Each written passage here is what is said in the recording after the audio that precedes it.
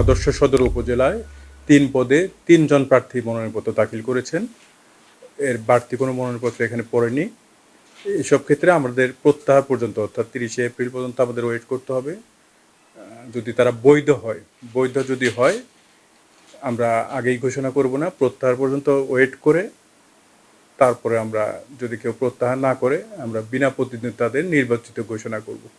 উপজেলা পর্যায়ের সাধারণ নির্বাচন উপলক্ষে উপজেলা পরিষদের আজকে ছিল মনোনয়নপত্র দাখিলের শেষ সময় বিকেল ৪টা পর্যন্ত।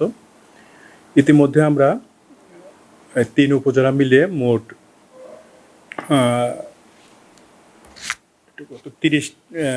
২৯টি মনোনয়নপত্র আমরা অনলাইনের মাধ্যমে পেয়েছি। এর মধ্যে আমাদের বরুড়ায় ১২টি, কুমিল্লা সদর দক্ষিণে ১৪টি এবং কুমিল্লা আদর্শ সদরে ৩টি মনোনয়নপত্র দাখিল করেছে ৩ পদে।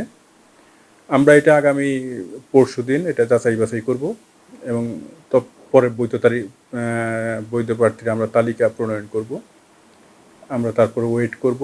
আমরা যদি কারোটা বাতিল হয় সেক্ষেত্রে আপিল করবে, আপিল ফেস করব এবং শেষে আমরা প্রতীক বরাদ্দ করব বৈধ প্রার্থীদের মধ্যে।